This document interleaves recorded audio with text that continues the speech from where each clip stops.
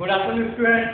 कक्षा 10वीं में गणित विषय में हम अध्याय 4 आज पढ़ने जा रहे हैं। तो अध्याय 4 का नाम है द्विघात समीकरण। तो द्विघात समीकरण क्या होता है जानने के लिए हम पहले ये जाने कि अध्याय 2 में हमने देखा था बहुपद क्या होते हैं। तो बहुपद में चर राशि की या तो घटती हुई घातें होती थी या तो बढ़ती हुई घातें होती थी, और वहाँ चर राशि की घात की कोई सीमा नहीं होती थी। लेकिन यहाँ दिया है द्विघात समीकरण, तो जैसे बहुपद होता था वैसे द्विघात समीकरण भी होगा। लेकिन यहाँ नाम से जैसा स्पष्ट है, द्विघात यानी दो घात, यानी चर राशि की अधिकतम घात 2 होगी। कितनी होगी? 2 होगी। तो उसे हम क्या कहेंगे? द्विघात। और समीकरण लिखा है तो समीकरण का अर्थ है कि बराबर में बराबर का निशान आना चाहिए। ठीक, तो इसको हम सूत्र से थोड़ा समझते हैं। तो इसका जो मानक रूप होता है द्विघात समीकरण का मानक रूप, तो द्विघात समीकरण का मानक रूप होता है ax², यहाँ a है, ax² plus bx plus c बराबर 0। ठीक है, तो ax² plus bx plus c बराबर 0, ये द्विघात समीकरण का मानक रूप होता है। जहाँ a is not equal to 0, जहाँ a कभी शून्य नहीं हो सकता है। ठीक, चाहे वो एक भले हो लेकिन वह कभी शून्य नहीं होगा। क्यों?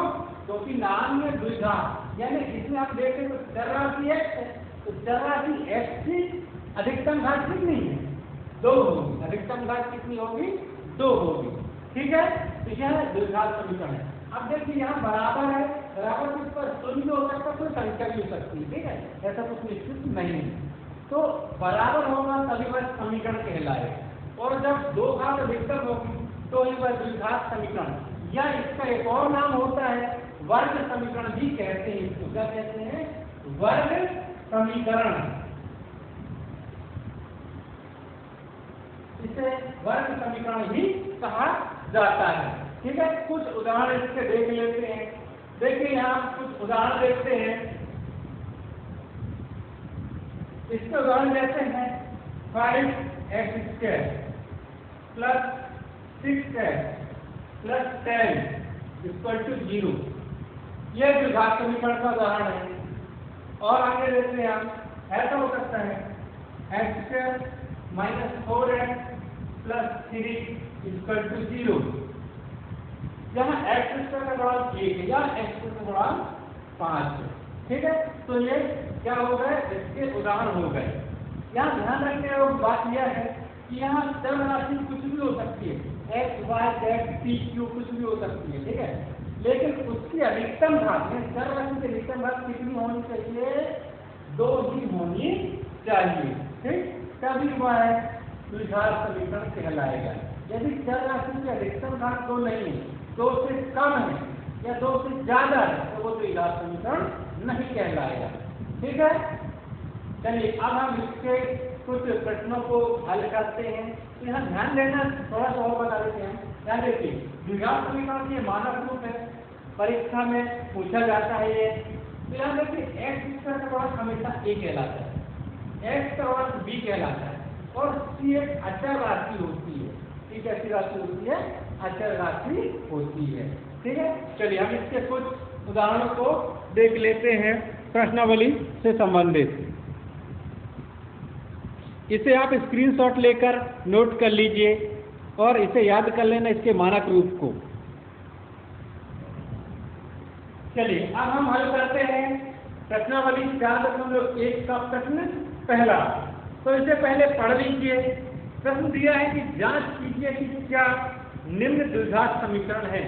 नीचे कुछ प्रश्न दिए गए हैं, उनमें से बताना है कौन से द्विघात समीकरण हैं और कौन से नहीं है। तो द्विघात समीकरण की शर्त क्या है? अभी हमने बताया कि द्विघात समीकरण में चर राशि जो भी होगी उसकी अधिकतम घात 2 होनी चाहिए, 2 से ज्यादा नहीं होनी चाहिए या 2 से कम नहीं होनी चाहिए। ठीक, तो इसका प्रश्न पहला लिया है हमने। तो देखिए प्रश्न पहला क्या दिया है? x + 1 का whole square equal to 2 minus 3। तो देखिए यहाँ हम इससे पहले ब्रैकेट ओपन कर लेंगे, फिर हल करेंगे, ठीक, और सबको एक साइड लाएंगे। तो चलिए इसको हल करते हैं। तो यहाँ एक फार्मूला लगेगा, a धन b का होल स्क्वायर बराबर a स्क्वायर धन b स्क्वायर धन 2ab से, ठीक। यहाँ कौन सा, ये वाला सूत्र लगेगा किसके लिए, जब ब्रैकेट का होल वर्ग हो, ठीक है ना, ब्रैकेट में दो राशियां जुड़ी हुई हो और वर्ग हो, तो ये वाला फार्मूला लगेगा केवल इसमें। इसको तो सीधे ब्रैकेट का गुणा ओपन कर देना है ना। चलिए और सॉल्व करते हैं इसको। देखिए यहाँ a का मान x है, अगर हम इससे सॉल्व करना देखें तो ये x प्लस 1 का होल स्क्वायर, a धन b का होल स्क्वायर, पहले क्या है a स्क्वायर, ठीक। तो पहले हम जब a स्क्वायर है x स्क्वायर लिखेंगे धन 1 का वर्ग, ठीक, धन 2 ab, a का मान कितना है x, b का मान कितना है 1। ये पूरा सॉल्व हो गया, इसके बाद बराबर है तो बराबर लगाया, ठीक है। ये डॉट मतलब बुलेट के निशान से, दशमलव नहीं है। अब इसमें ब्रैकेट को ओपन कर देंगे, इसका गुणा यहाँ और यहाँ करेंगे, तो 2 का x में गुणा होगा तो कितना हो जाएगा 2x, 2 का ऋण 3 में होगा तो ऋण तो आएगा पहले 2 3 6, ठीक है। चलिए और सॉल्व कर लेते हैं। अब हम जो हो गया x स्क्वायर धन 1 का वर्ग 1 ही आएगा धन 2 1 कम 2 और x ज्यों का त्यों, ठीक है। केवल अंकों का एक गुणा होता है।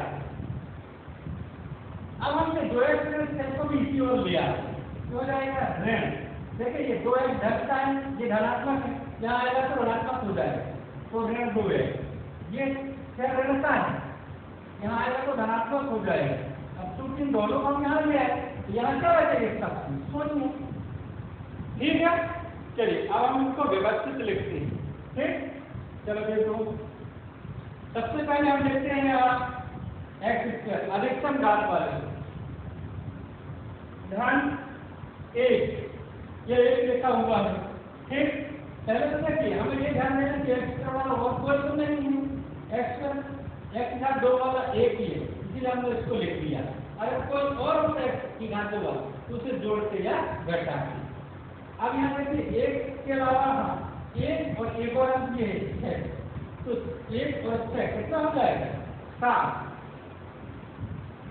यहाँ ध्यान दीजिए अंक से जोड़ेगा, एक के साथ 1 वाला इसके साथ 1 वाले से जोड़ेगा, एक साथ 2 वाला इसके साथ 2 वाले से जोड़ेगा, रखेगा, ठीक है ना। तो ये ध्यान देना है, ये 1 धन का और 6 धन का, 6 और 1 कितना हो गया 7, इसलिए हमने यहाँ 7 लिखा। अब देखिए ये ऋण 2 है और सर ये धन 2 है, तो ये ऋण 2 है, तो कितना आ जाएगा, दोनों कट जाएंगे, क्या हो जाएंगे, दोनों कट जाएंगे, तो कितना आ जाएगा 0 आ जाएगा। यहाँ और कुछ नहीं बचा, तो बराबर कितना हो गया 0। इन दोनों को हम काट भी सकते हैं ऐसा, ठीक है। तो अब यहाँ कितना बचा, तो अब हमें ये बताना है कि ये द्विघात समीकरण है या नहीं है। तो आप याद कीजिए कि द्विघात समीकरण के लिए हमने क्या शर्त बताई थी। चलिए देखिए, हमने यह बताया था कि चर राशि की अधिकतम घात 2 होनी चाहिए, ठीक। तो चर राशि x की अधिकतम घात 2 है, यानी यह कैसा होगा, एक द्विघात समीकरण होगा। यहाँ लिखेंगे यहाँ चर राशि की अधिकतम घात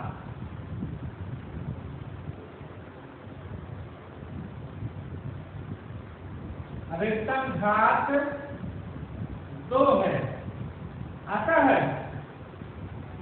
यह है,